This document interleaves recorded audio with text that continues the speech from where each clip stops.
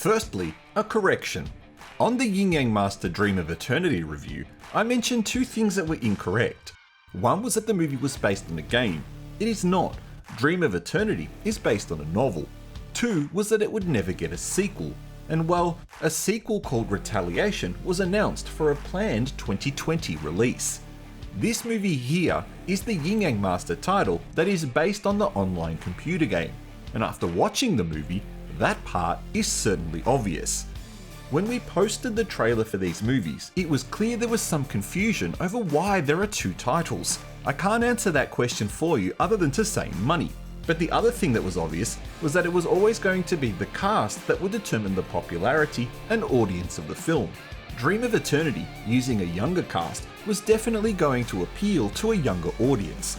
This movie has an older cast, and coupled with its rather dark theme, this skews more towards an older audience. Let's take a look at the Yin Yang Master, the other Yin Yang Master movie. Hi, I'm the Arnie Dans from Asian Film Fans, and welcome to this review of the Chinese fantasy film Onmyoji, the Yin Yang Master.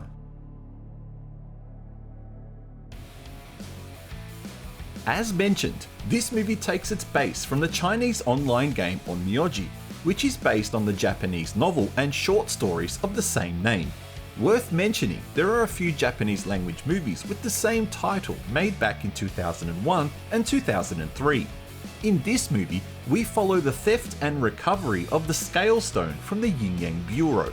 Half human, half monster Tsing Ming is accused of stealing the stone after it's discovered that one of his familiars, a ferret, has swallowed the stone as it attempted to escape capture.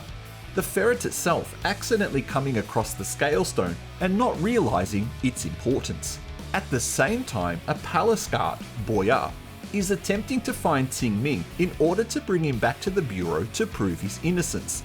Boya is accused of stealing a tribute of treasures he was delivering through the monster world when he was ambushed by Tsing Ming and his ferret familiars. Troublesome familiars, these ferrets. Also hunting down Tsing Ming is his master, Bai Ni. She has taken on the mission of recovering the Scale Stone and destroying Tsing Ming's courtyard, a kind of safe house for all its familiars and monsters who spend their days training for an inevitable war with humans.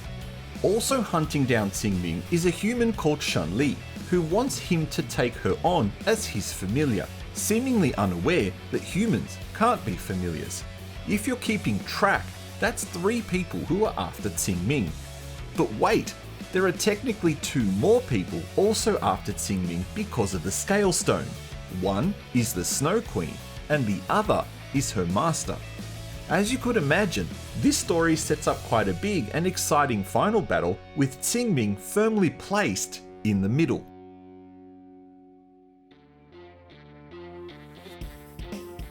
There is no escaping the fact that this movie does feel like a game, and that mostly comes down to a few things.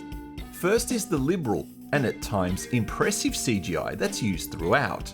It would be almost impossible to find a scene in the movie that doesn't have some element of CGI in it, and unlike Dream of Eternity, it's a very different type of CGI. While the fantasy style elements are still there, such as the spell casting, the CGI used in this movie is also used to create the monsters and the locations. And indeed, that's the biggest difference between the two movies, and other than the cast, could be the element that splits the audience into two. Locations are vibrant, with eye-popping colour used throughout.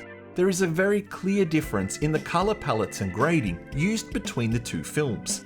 Specifically, Tsing Ming's courtyard is a smorgasbord for the eyes, helped indeed by his 2 human-looking familiars in the Peach Blossom Fairy, who has the ability to turn into a large tree, and the Butterfly Fairy, who can command a colourful army of butterflies. Populating the courtyard is a huge variety of monsters ripped straight from the game, but given a bit of an upgrade to fit the movie world.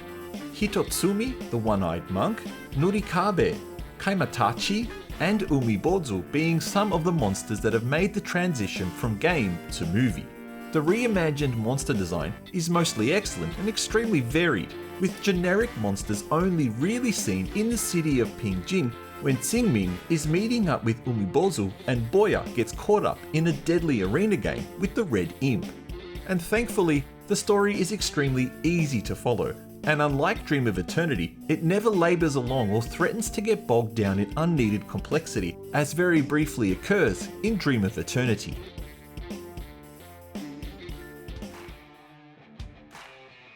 I've spoken about the vibrant colours and monster design, so there's no point talking about them again, but I do want to highlight the rather humorous and exciting fight between Boya and the Red Imp in Umibozu's arena. Keep an eye out for it. The movie deals with and portrays loyalty as its main theme, and it's shown with almost every character to really emphasize this point to the audience. Qingming is still loyal to Bai Ni, even though he hasn't seen her for 7 years and she's hunting him down. Qingming's familiars are also very loyal to him, even if it means their death. That theme comes across very strong in this film. As mentioned, the cast of this movie, Chen Kun and Zhao Shun, do appeal to an older audience. These two have a strong chemistry on screen, and that's due to their rather long history of working together on many films, including 2008's Painted Skin and its 2012 sequel, and 2011's Flying Sword of Dragon Gate. Altogether, they've been in 8 films since 2002, with this being their 8th film and their first since 2012. They've always been fan favourites with the Chinese audience, with many netizens wishing they would be a real-life couple. I know my fellow reviewer Tom from the YouTube channel Not Only Hollywood is especially a huge fan of Zhao Shun. Along with the acting and visual impressiveness is a suitably Japanese-themed music score from Japanese composer Shigeru Umebayashi.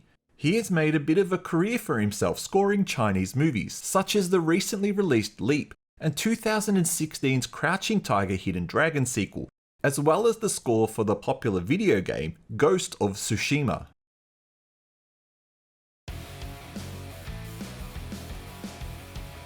But the clean visuals and colours of the movie come at a slight cost, and that is the general feeling of the movie. I was lucky enough to watch a 4K version of the film, but it never really felt like a cinematic movie.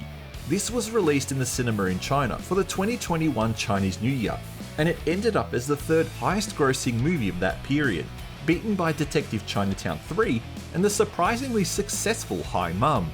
But there is no denying at times that the movie feels like it was either originally designed as a TV series or a web movie. Such is the clear nature of the movie's visuals, and importantly, its frame rate. Also, and this was an issue with Dream of Eternity, but for a casual audience like myself, I do feel like I'm missing something by not knowing the series or game intimately enough. I can accept the fantasy world, and thus I can accept the monsters having their individual powers. I don't really need that explained to me. But what I was missing was the details behind the character of Shun Li, played by Shen Yu. This seems to be her first movie, coming from a long line of TV series, and I think she did a great job in the film. It's not her fault that there wasn't enough explanation on who her character was and what was her true motivation for finding Qingming. Speaking of actors though, there wasn't enough of William Chan. He's a great actor, but he's just not in it enough. With around 30 minutes of the film to go, you realise at that point he's only had roughly 90 seconds of screen time. Additionally, if you're a fan of Dream of Eternity, you may be disappointed with the character of Boya in this film. While he is a major component of the film, he isn't the main element like Dream of Eternity, and at times he feels a little tacked onto the story, as does Bai Ni. Considering the way the story is told, if only one of either Boya or Bai Ni was in the film, it wouldn't have been enough to carry the story. However, having both of them in there strangely feels like the movie is trying to add too much, and at 2 hours, it was already long enough. And lastly, there's a lot of wire work in this film.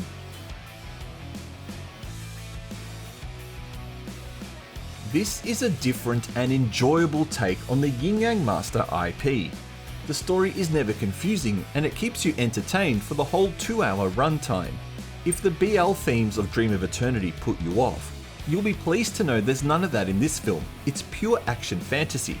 As to which one's better, that's more of a personal choice depending on which original IP media you prefer, the novel or the game, which cast you prefer, and which story you prefer. keep an eye out for my comparison video where I take a look at both movies and highlight their similarities and differences. Personally, I enjoyed this film and I give it a thumbs up. If you've seen it, what did you think? Thank you for watching this review. Please don't forget to press the like button and consider subscribing to support my channel.